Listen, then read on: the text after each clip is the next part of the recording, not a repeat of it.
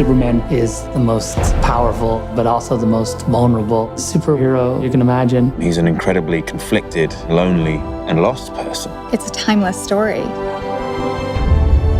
Superman is a story for everybody. It's going to be intense, visceral, really exciting to watch. We need champions and we need someone to believe in. It's about the potential for every person to be a force for good. We have to believe that somebody can make things right. From the first time I could ever remember, Superman was one of the people I wanted to be.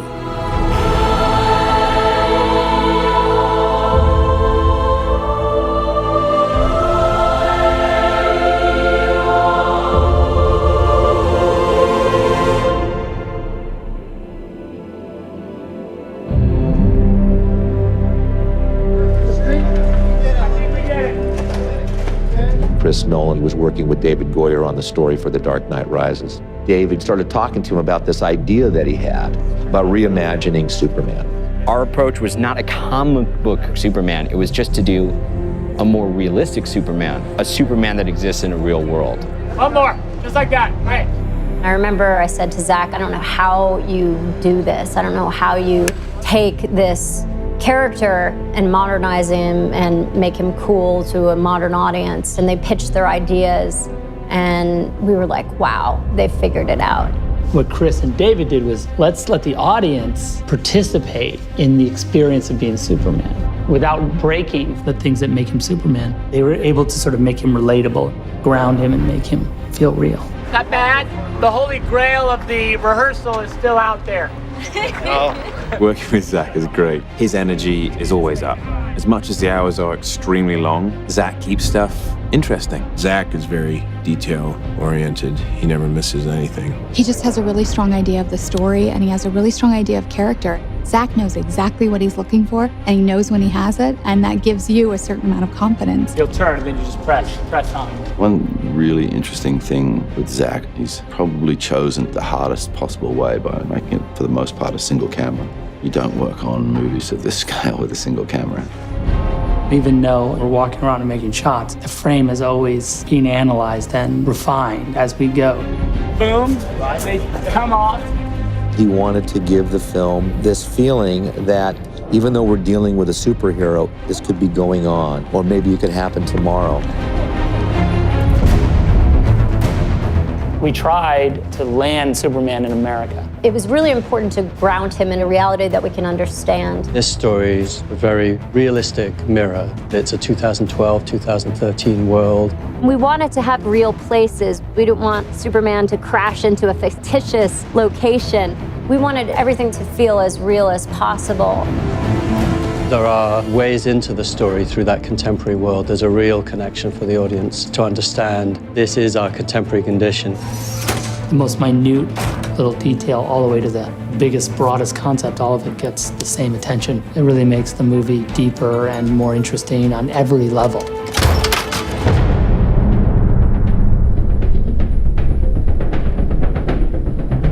We're gonna make Superman. First thing you gotta figure out is, what's the suit gonna look like? Cape has to be there. If you look at the suit without the cape, you realize it's not Superman. But you know what? I think the underwear outside the pants is something that maybe can go. The reason why his underwear is on the outside of his pants, it's a leftover from Victorian era strongman. I probably looked at hundreds of versions with underwear. It fell by the boards because I couldn't make it consistent with the world that we were creating. It was really important for Zach for the suit to make sense. So it's not like, where did the suit come from? Did he hand make it? Did his mom make it? We had to create a world where that kind of outfit was commonplace and make that feel natural. It's kind of like chainmail to the knights of the medieval times. When we go to Krypton, you can see the council members, the soldiers, they all have the same skin suit. Sometimes you'd see it with a cape, or sometimes armor would go on top of it. It's a really high-tech kind of fabric, which I think is a nice departure from the spandex. What's the S stand for? It's not an S. In my world, it means hope. Well, here it's an S. The Superman S is said to be the second most recognizable symbol on the planet other than the Christian cross. The fact that the S in a shield exists on the chest of a superhero from another planet is a huge design problem. So if the S glyph is related to Superman and the House of El, we see it on Jor-El and we see it on Lara as well. When you look at the council costumes, they all have their glyphs, their shield. We looked a lot at medieval heraldry and symbols of dynasties and guilds and things, so we created our own version of that. You have to go and find the why of it. You know, it's like an illuminated text. There's a reason why those monks have been redrawing that same thing for 1,000 years. It's got a very alien feel to it, while being recognizable as a suit that we know and love. It's that fine line of reinventing him, but still seeing him in there.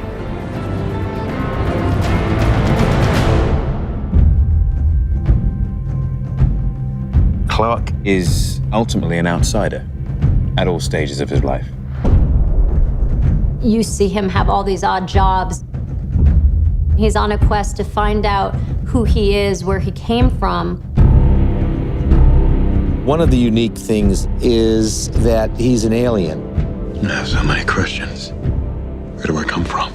What world do I belong to? Is it this one or is it another? Do I have another father on another planet? Who am I? He's kind of lost in the world and doesn't really have a place.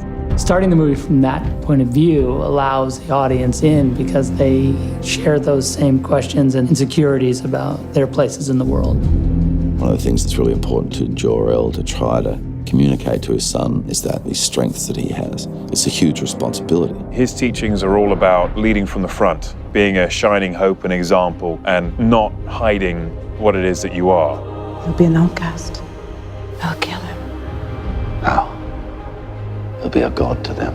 Instinctually, when something bad happens, he is able to react. And when he reacts like something nobody's ever seen before. Jonathan teaches a slightly more careful approach. He's more protective of what Clark is. Things happen as he grows up where people know that he's different and they're hiding this secret. You're going to require as much strength morally when you have that much strength physically. Clark, you have to keep this side of yourself a secret. What was I supposed to do? Just let him die?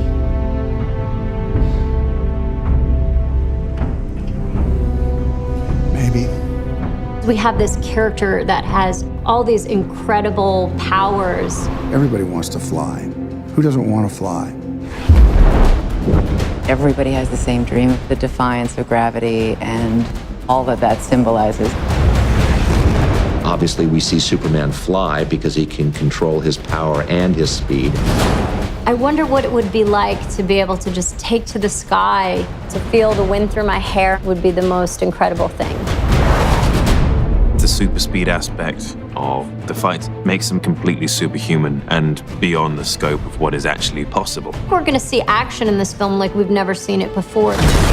Much more physical, much more high-powered. There was definitely a real conscious effort to support the idea that this is happening between Kryptonians. One of the talents that they would exploit would be that sense of speed to be able to vanquish their enemy very, very quickly. Superman is from another planet. He calls into question so much of what we take for granted, whether it be philosophical or physics. He has come to Earth to remind us of ourselves. Miss Lane, not a fan of the Daily Planet, but those pieces you wrote when you were embedded with the First Division were pretty impressive.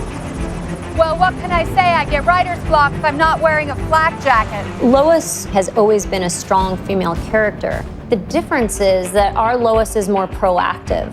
She's doing all the things that she needs to do to understand this character that could save her world.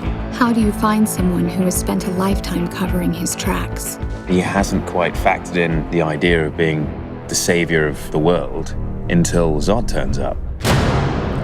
My name is General Zod.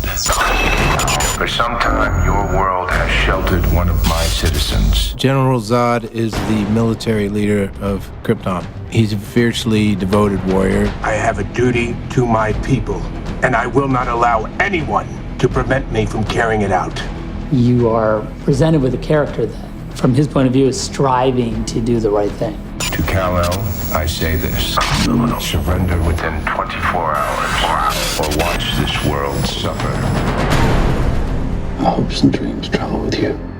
The idea of these two people on a dying world having to make this sacrifice where they would say, you know, we're never going to see our child grow up, but we've got to put this message in a bottle. Clark gets his DNA from another galaxy, but he gets his character from Jonathan and Martha. You're the answer to are we alone in the universe? Can I just keep pretending I'm your son? You are my son. Kevin plays the part with such tenderness and empathy and understanding. What do you do when you have an offspring that's this powerful to instill a sense of right and wrong? Well, look at you! Superman gets a lot of his strength from Jonathan and Martha, and the strength which Kevin and Diane brought to those roles flows off them in their performance. Dusty! Mrs. Kent, I'm Lois Lane from the Daily Planet, and I'd like to talk to you about your son. The protectiveness that she had. As a mother myself, that's something that I look to instill in my daughter.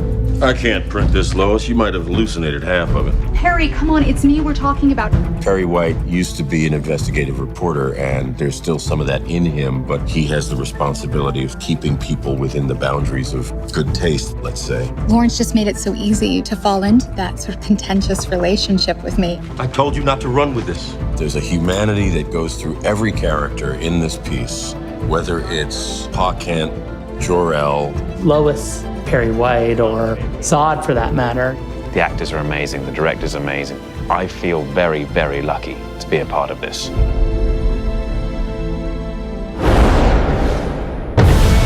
It's reinventing Superman. What'll really be modern about what we're doing is Zach's vision of it. This imagining has such a sense of humanity. It's a spectacular adventure. People are going to feel part of the movie. The scope and scale of the movie is epic. Every scene, every moment, you haven't seen that.